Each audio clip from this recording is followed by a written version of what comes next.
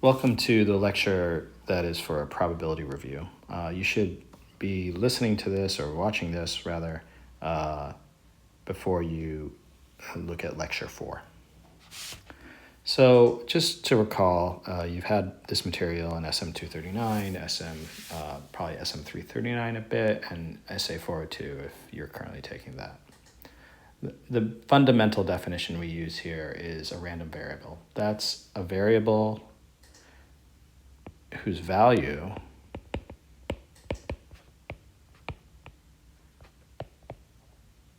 depends on the outcome of a random phenomena.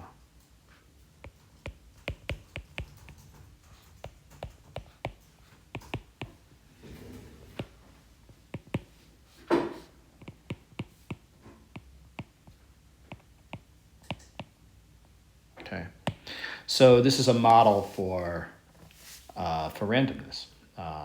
Conventionally, we're gonna use a capital letter for random variables. For example, we could say let x denote the outcome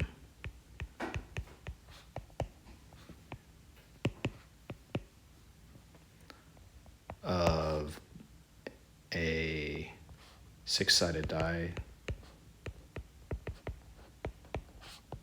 being rolled. And then we can speak the probability of a random variable attaining some value or a set of values. For example, using x as defined before, we might say like the probability that x equals 1, that's assuming the six-sided dice is fair, that would be 1 over 6, or maybe the probability that x is greater or equal to 3, that would be equal to, well, there's 4 ways of getting greater or equal to 3, so that would be 4 over 6 or 2/3, and so on and so forth. This should all be reviewed for you. One of the most important parts of the definition when we talk about random variables is the unique cumulative distribution function that's associated with a particular random variable. And that cumulative distribution function, I really want to emphasize how important it is to start understanding that is in fact just a probability, okay? So we define it formally, we'd say like f of x, f sub x, so that means the random variable x is a cumulative distribution function, and we use a capital F typically. And when you do this, it maps the reals to 0, 1. And we have fx of a is going to be equal to the probability that x is less than or equal to a. So whenever you see a cumulative distribution function, you should always be thinking that it's a probability that x is less than or equal to the input. Okay, so really try to encode this. In our previous example, the CDF, for example, would be, say, fx of 2, right? Well, that's the probability that x is less than or equal to 2. That equals 1/3. Fx of 2.5, well, that's still 1/3, right? Because it can't, x only attains the values 1, 2, 3, 4, 5, and 6. Note that fx of 6, that equals 1, because the values of the dice roll is the most it can be is 6.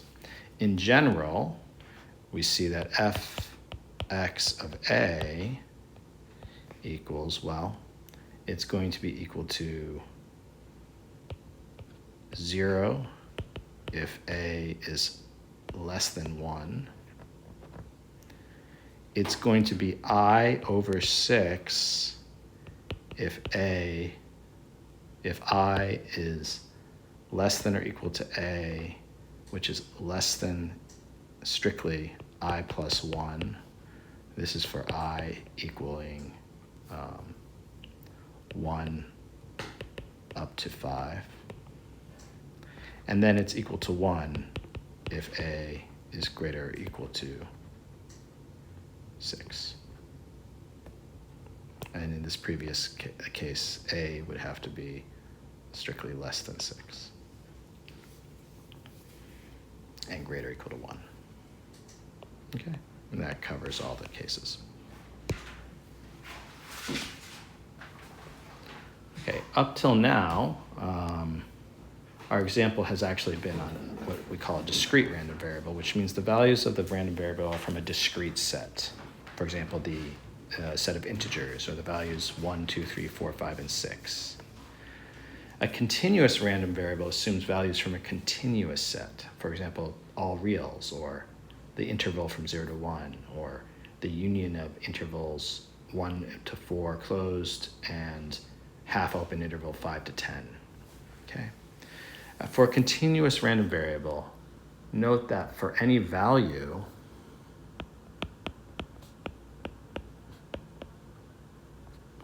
a in the reals, for any single value, the probability that x equals a is actually equal to 0, which might seem like a paradox.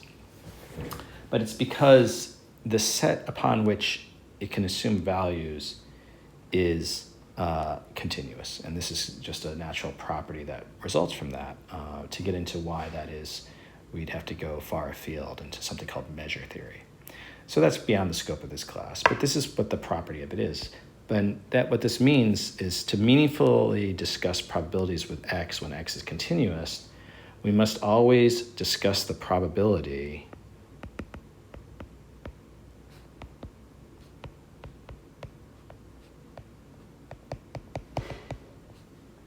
that x is in some continuous set.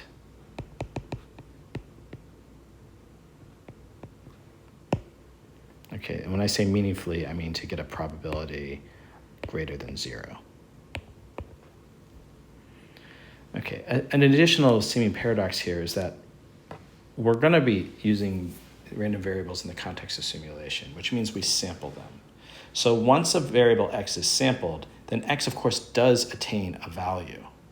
So we have to be very careful when we just talk about a continuous variable x that we're discussing the probability x assumes a set of values versus once we've sampled x and it actually has a value.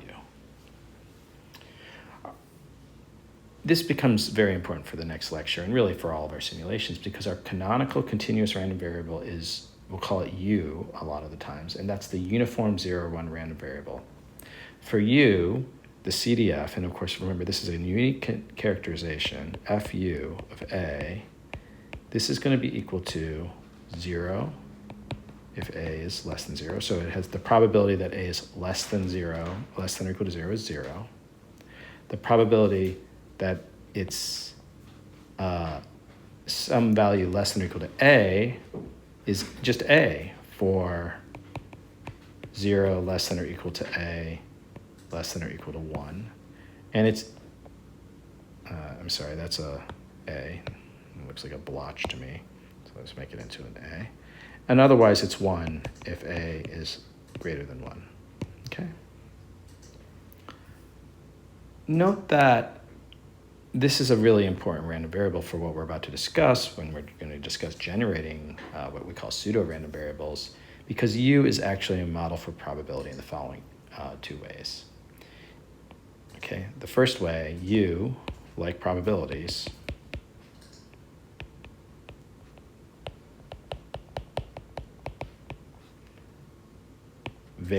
only assumes values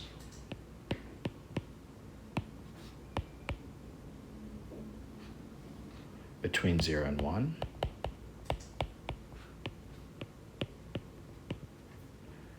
And the second point here, U is equally likely to be any value from 0 to 1. So it's U is, and I'm going to put it in quotes, equally likely to be, and really more accurately it's to say, to be in any equally sized interval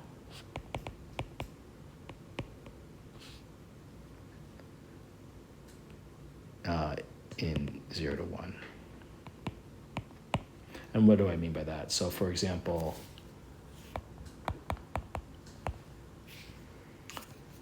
it means that if you have like the probability that 0.1 is less than or equal to u is less than or equal to, say, 0.3, that equals the probability that 0.7 is less than or equal to u is less than or equal to 0.9, because they have the same length. And indeed, that probability is just 0.2. So in general, for 0 less than or equal to x, strictly less than y, less than or equal to 1, the probability that u is in this closed interval x, y. So in other words, the probability that u is greater or equal to x, less than or equal to y, that's simply equal to the probability that u is the probability that u is less than or equal to y minus the probability that u is less than or equal to x. Note that I use the CDF interchangeably with those probabilities because they're the same thing. And of course, that's just equal to y minus x. Okay?